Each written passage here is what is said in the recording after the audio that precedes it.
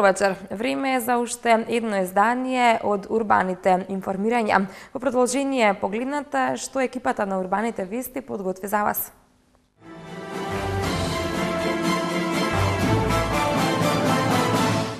Министерството за култура прв пат ќе распише конкурс за откуп на галериски скулптури. Се воведува мониторинг и на регионалните телевизии во цела држава. Индиска компанија ќе гради градинки во Ѓорче Петров. Се уредува градскиот парк.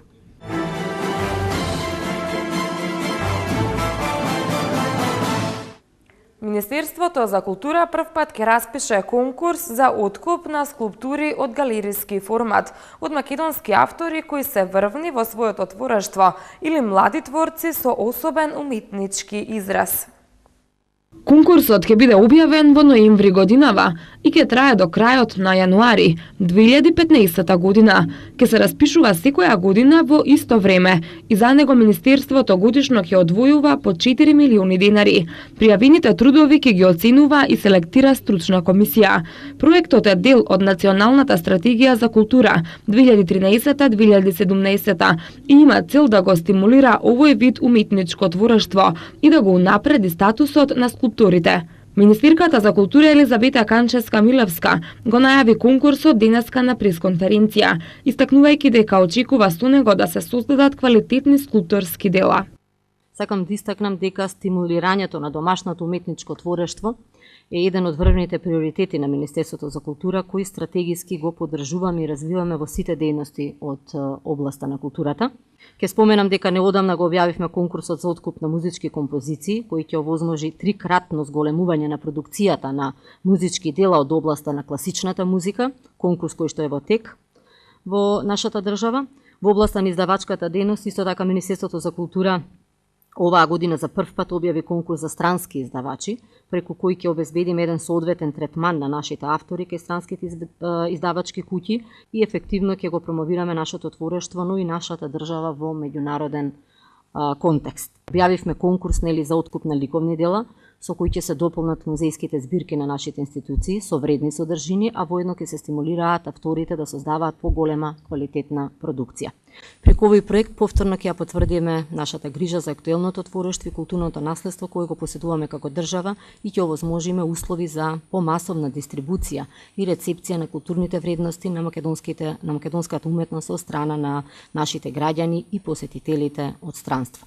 Новата иницијатива на Министерството за култура ја поздравија 5 познати автори и професори на Факултетот за ликовна уметност кои присуствуваа на пресконференцијата: Васил Василев, Ибраим Беди, Жарко Башевски, Томе Аджиевски и Исмет Рабичевиќ. Според нив, со организирано и институционално промовирање на салонската скулптура, прв пат се вреднува нивниот труд, што не се случило повеќе од 3 децении, а и порано тоа биле само инцидентни обиди. Сметаат дека тоа не е залуден чекор, дека за овој вид скулптура има многу неискористени простори и дека со овој потек таа нема да заврши во музејските депоа.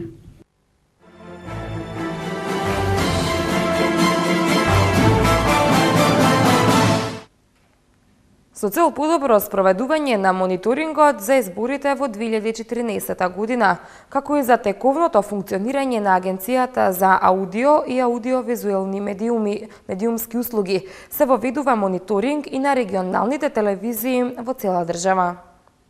Агенцијата за аудио и аудиовизуелни медиумски услуги ќе врши мониторинг и на програмите на регионалните телевизии низ целата држава, покрај досегашните следења во живо на националните и на регионалните телевизии и радија во Скопје. Директорот на агенцијата Зоран Трајчевски на денешната пресконференција изјави дека тоа ќе помогне не само за подобро спроведување на мониторингот за изборите во 2014 година, туку и за тековното функционирање на агенцијата од аспект на спроведување на законите за аудиовизуелни медиумски услуги и за медиуми.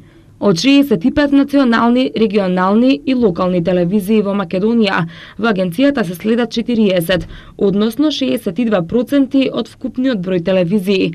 Тоа се 40 телевизии кои имаат најголем процент на гледаност, иако се оди од аспект на гледаност, моментно директно следиме на 90%, наведе Трајчевски. освен националните телевизии, националните радија и телевизиите регионални од Скопје, можеме во живо да ги следиме и регионалните телевизии во Република Македонија. Тоа ќе допринесе и националните и регионалните телевизии да имаат еднаков третман. Од друга страна, како што ви е познато, Советот за сите досега организирани избори ангажираше поголем број на надворешни соработници со цел да ги следи медиумите во поглед на почитување на изборниот законник. Со реализацијата на овој проект, бројот на ангажирани надворешни соработници е драстично намален. Со новиот мониторинг и националните и регионалните телевизии ќе имаат еднаков третман, бидејќи досега на постојан мониторинг беа само националните. Се очекува реализацијата на проектот да го намали за 50% бројот на надворешни соработници, што ги ангажираше досега регулаторното тело на агенцијата. Министерот за информатичко општество и администрација Иво Ивановски очекува проектот за мониторинг на регионалните телевизии силно да ја зајакне професионалната слика на македонските медиуми и да овозможи доследно применување на програмските стандарди согласно законските начала. Денешниот настан представува логичен след на активности кои заеднички ги превзевавме со Агенцијата за аудио и аудиовизуелни медиумски услуги, Агенцијата за електронски комуникации и телекомуникацијскиот оператор One за воведување на дигиталната ера во нашето општество, за подобрување на инфраструктурата, а со тоа и намалување на ефрикцијата. На македонските граѓани им овозможуваме следење на телевизиските програми според највисоки технологии, а процесот на технолошко унапредување на начинот на емитување на ТВ програмите во етерот се спроведе максимално успешно, при тоа задоволувајќи ги барањата и потребите на телевизиските куќи.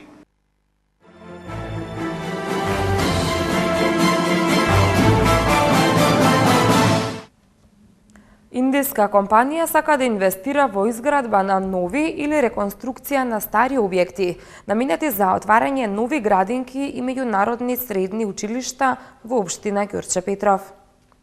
Компанијата Цел Глобал од Индија е заинтересирана за изградба на нови или реконструкција на стари објекти, наменети за отварање на нови градинки и меѓународни средни училишта, кои ги следат најновите меѓународни стандарди. Интересот го изразија менаџерите на Цел Глобал на средба со градоначалникот на општина Ѓорче Петров, Сокол Митровски. Градоначалникот Митровски на средбата ги презентираше севкупните капацитети на општината за странски инвестиции, како и можностите за поддршка на инвестиции во областа на образованието. Инвестирањето во образованието на детската популација и младите е секогаш добредојдено, особено кога се работи за унапредување и следење на светските трендови на едукација, рече Митровски. Тој потенцираше дека сегашните капацитети на детските градинки не ги задоволуваат потребите за згрижување на децата од предучилишна возраст, а единственото средно училиште во општината располага со простор за изградба на ново меѓународно средно училиште. Митровски истакна дека во рамките на своите овластувања, општината е подготвена да обезбеди соодветна поддршка и да предложи локации и објекти за потребите на Цел Глобал. Со инвестирањето во образованието на идните генерации ќе се поддржат високите и квалитетни едукативни стандарди, со што на учениците ќе им се даде можност да се образуваат согласно нивните индивидуални капацитети и потреби, изјави градоначалникот Митровски. Градоначалникот Митровски додаде дека општината останува отворена за понатамошна соработка и за влез на нови инвестиции во сите сегменти на живење и работење. Во општина Киселавода се реконструираат тротоарите по сервисните улици. Пелагонија АД Гостивар, фирма која доби на тендер да ги гради и реконструира патеките, тротоарите, скверовите, паркинзите и улиците. Во моментов работи на обнова на тротоарите на улицата Франк Харкорт Манинг во населбата Киселавода. Се работи за фреквентна улица која се протега на потегот меѓу улиците Христо Татарчев и Ѓорги Димитров, која секојдневно ја користат огромен број на жители на населбата и општината Киселавода. Проектот е вреден околу 1 1.900.000 денари и доколку временските услови дозволат, се очекува да биде завршен до крајот на месецов, информираат од Киселавода. Градежните работи за санација и реконструкција на оштетените тротоари во општината ќе продолжат и во следниот период и на други клучни локации, завршуваат од општина Киселавода. Екипи на град Скопје денеска почна акција за чистење и уредување на вториот дел од градскиот парк. Во текот на акцијата, како што информира град Скопје, работниците ќе извршат кроење на крушните на дрвјата, ќе ги чистат и паднатите гранки од каналите и езерцата.